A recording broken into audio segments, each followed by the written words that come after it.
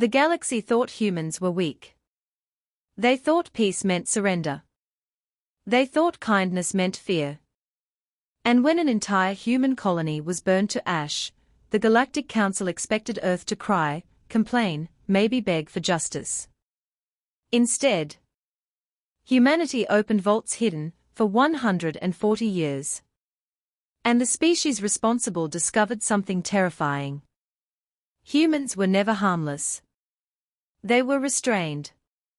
If you've ever wanted to see arrogant monsters get exactly what they deserve, hit that like button, subscribe, and stay until the end because this might be the coldest revenge humanity has ever delivered in an HFY story. Trust me, the ending is unforgettable. The year was 2387.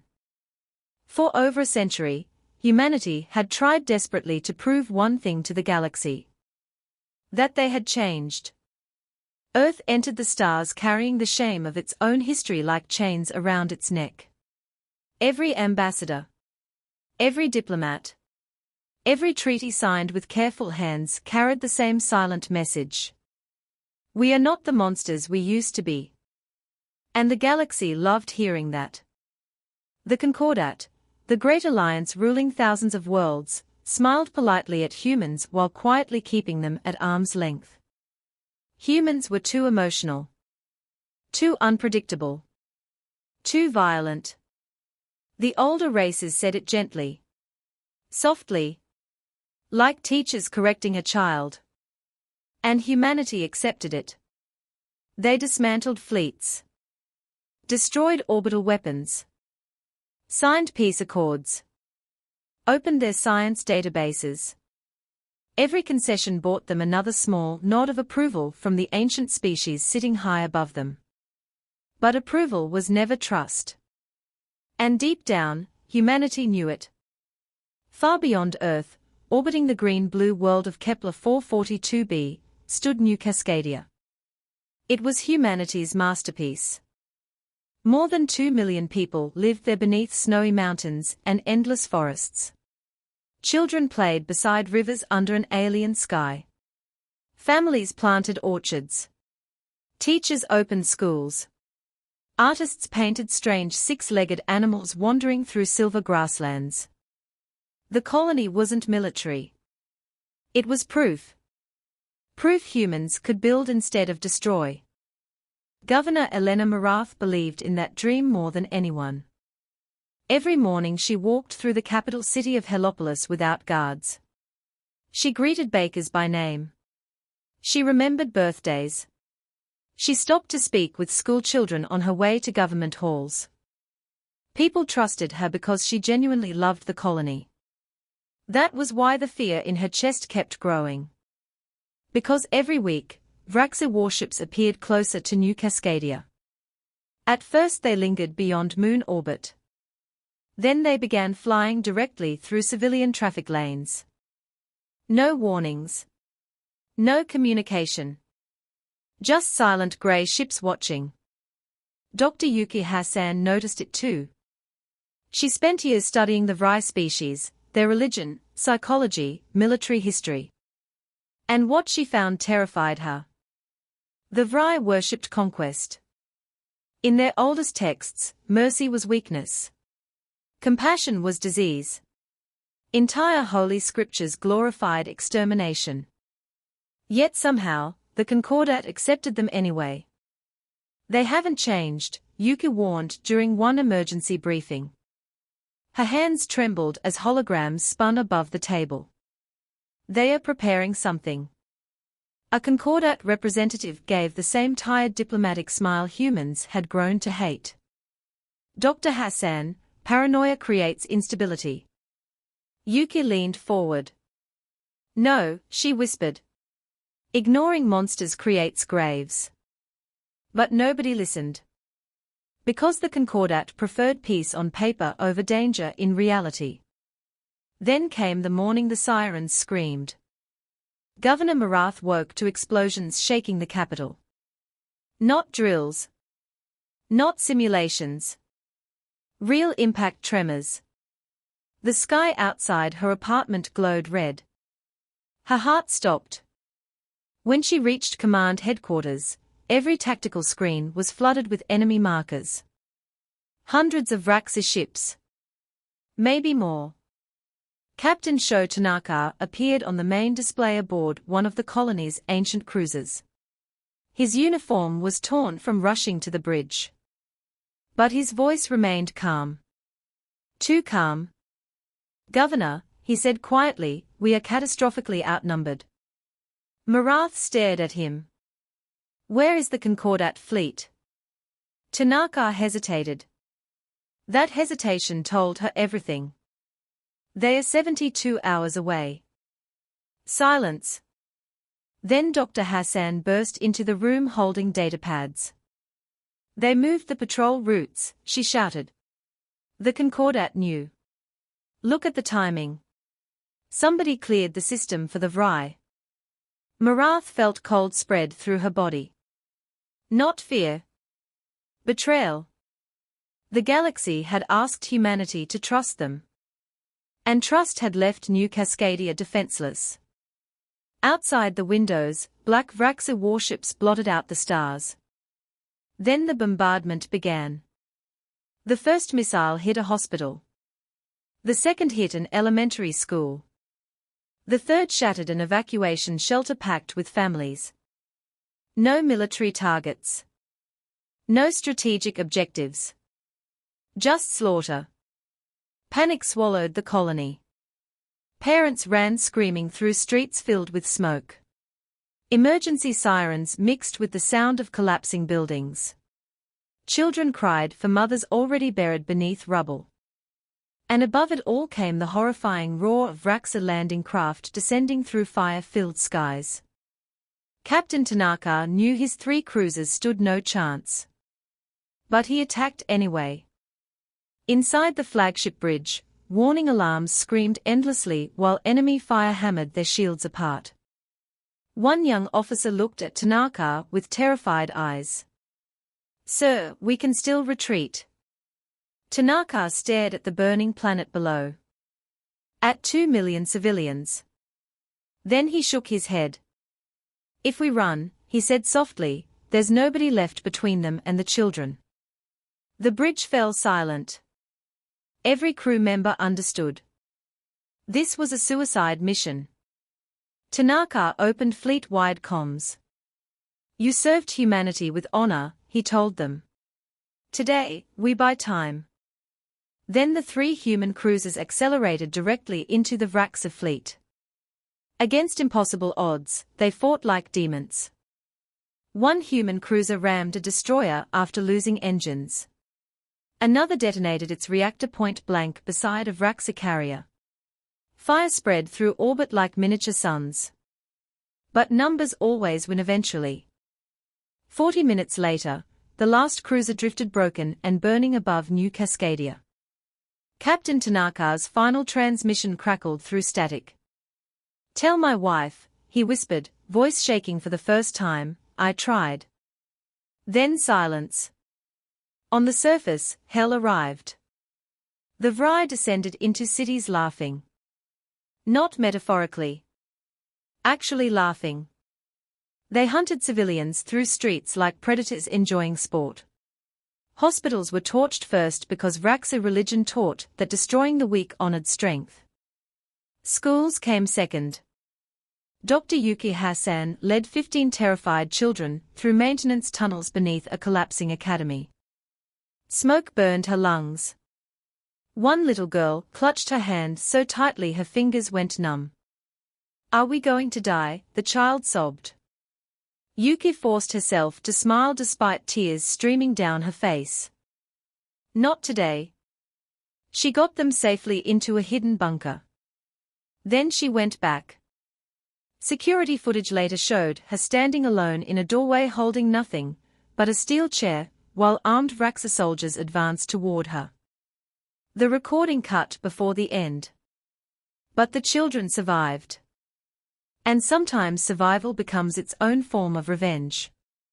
For 6 hours, Heliopolis burned. By sunset, over 2 million humans were dead. The remaining survivors were dragged into chains. Governor Elena Marath refused to flee. Instead, she stayed broadcasting live to Earth while the city died around her. Her voice cracked as she read names. Not statistics. Names. Teachers. Bakers. Children. Elderly couples. Human beings. The galaxy listened in horrified silence while civilization collapsed in real time. Finally, Elena looked directly into the camera. Her eyes were red from smoke. "We trusted them," she whispered. An explosion shook the building behind her. "We obeyed every rule. We disarmed. We believed their promises." A Vraxa soldier smashed through the office doors. Elena didn't look away from the camera. "Humanity," she said quietly, "remember what trust cost us." The transmission died. 3 days later, the Concordat finally arrived. Too late. Always too late. Their diplomats walked through ash-covered streets using words like tragic and deeply concerning. Then they warned Earth not to retaliate. That was the moment humanity changed.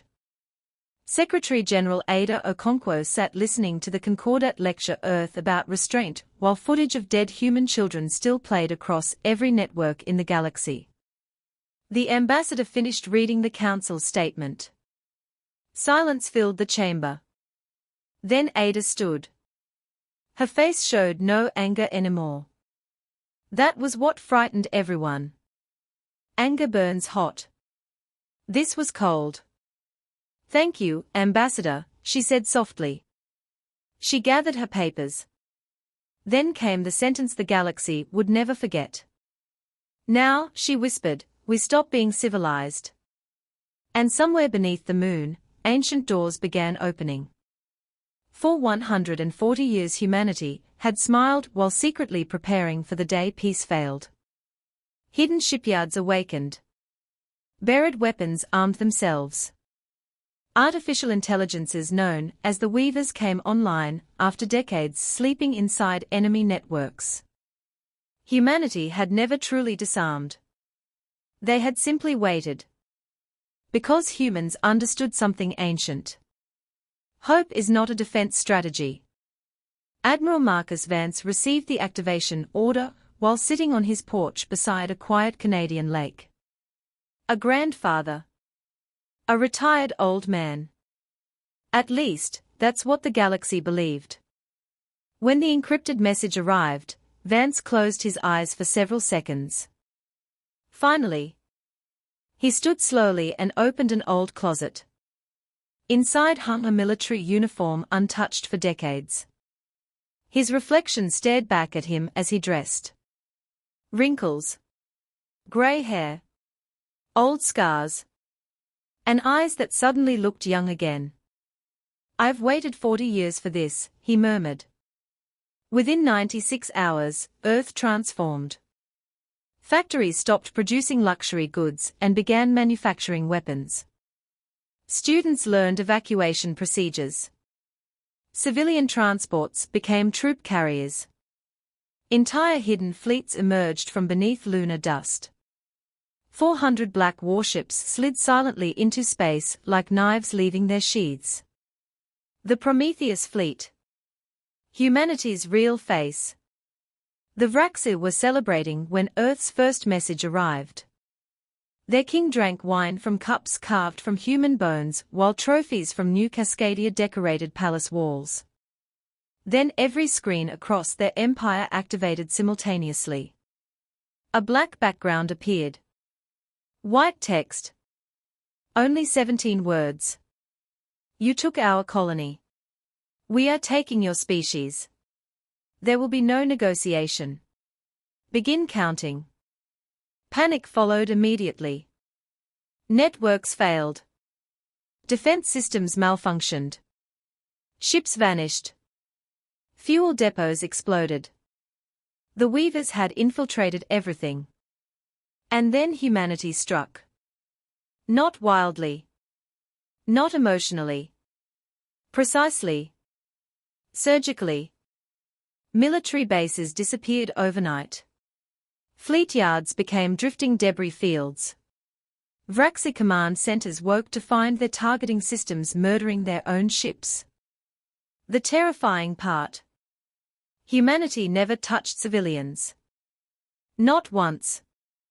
The Concordat investigators were horrified by the sheer discipline involved. Humans had the power to exterminate the Vry completely. But they refused. Instead, they hunted only the guilty. Every strike carried the same silent message. We are choosing restraint.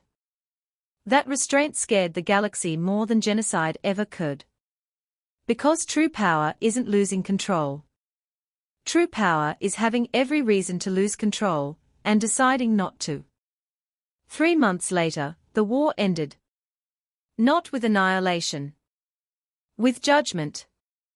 Human operatives abducted exactly 340 Vraxi officials, every individual directly responsible for New Cascadia. No mistakes. No innocent casualties. Just the guilty. The trials were public. Evidence undeniable. And when sentencing came, the Vraxi king received the cruelest punishment imaginable. Every morning for the rest of his life, he would read the names of all 2.1 million victims aloud. Forever. Humanity could have destroyed the Vry. Instead, they forced them to remember. And somehow, that was worse.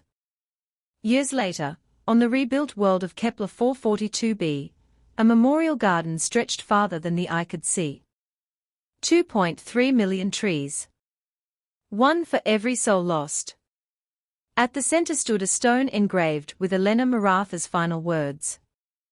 Beside it stood another inscription written in every language of the galaxy. We came in peace. We will leave in peace. Between those two moments, do not test us. At the final Concordat meeting after the war, the atmosphere inside the council chamber felt completely different. Nobody interrupted humans anymore. Nobody smiled politely while secretly mocking them. They were afraid now. Not because humanity destroyed the Vry, but because humanity proved they could have destroyed everyone. Secretary-General Ada Okonkwo entered late. Every delegate waited silently for her. The human chair had been moved slightly higher than the others. No vote had approved it. Nobody questioned it. As Ada sat down, one alien diplomat nervously asked, "Will humanity remain peaceful?" Ada stared at him for a very long time. Then she answered softly, "That depends entirely on how the galaxy behaves." And nobody spoke after that. Because for the first time in history, the galaxy finally understood humans were not prey pretending to be predators. They were predators pretending to be civilized. Sometimes the most terrifying people aren't the violent ones. They are the ones who choose peace every single day, even though they are fully capable of war. And when that choice is betrayed, the consequences can reshape entire civilizations. If this story hit hard, smash that like button and subscribe for more unforgettable HFY and revenge stories. And tell me down in the comments, what was the coldest moment in this entire story? Was it humanity's warning message? The trials? Or that final line? We did not learn. We remembered. See you in the next story.